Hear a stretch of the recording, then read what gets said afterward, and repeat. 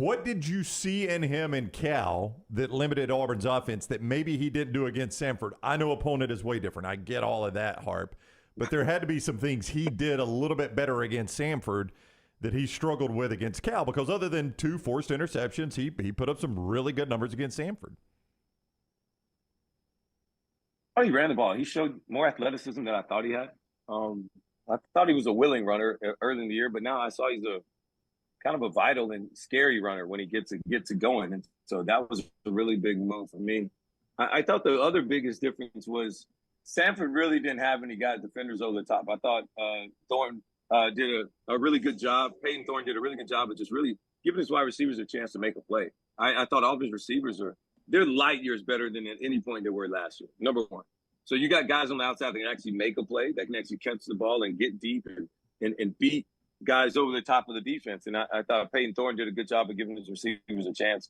And I think the other matchup is, and I talked to my producers on those guys yesterday with this. I said, look, up until when I saw Texas A&M going against Miami, I thought Texas A&M had the advantage at wide receiver over Miami's secondary.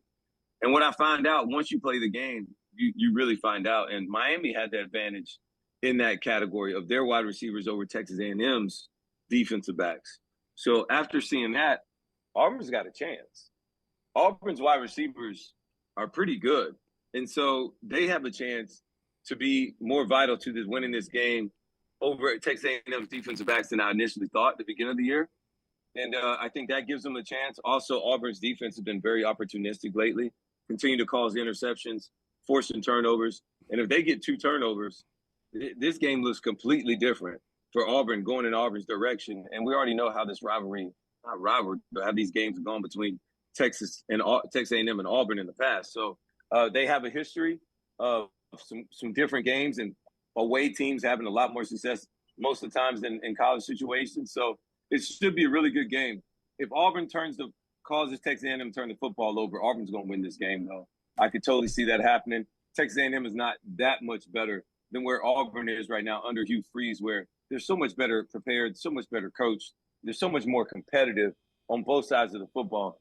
And it's amazing to see when you get some good coaches, some guys that are really bought in, and when you take advantage of the transfer portal, unlike what you're seeing under Dabo Swinney at Clemson. Sorry to throw him under the bus. Wow. It's true, though. Hey, the most fascinating offseason coordinator hire was Bobby Petrino coming to Texas A&M. And you look at the numbers right now, they're 12th nationally, averaging 44 points per game. A little skewed, obviously, out of conference opponents there. But when you look at this Texas A&M offense, how different does it look from the A&M offense we saw last year? I just think they're just better. I think Connor Wegman's playing way better. Just schematically, he knows where to go with the football. They're taking advantage of space. So guys are getting open. They're attacking the downfield throws a little bit better. Not everything is just so basic and kind of blah.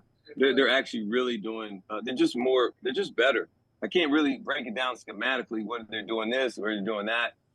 They're just better cohesiveness within the offensive scheme in which they're trying to do. It seems like everybody's on the same page.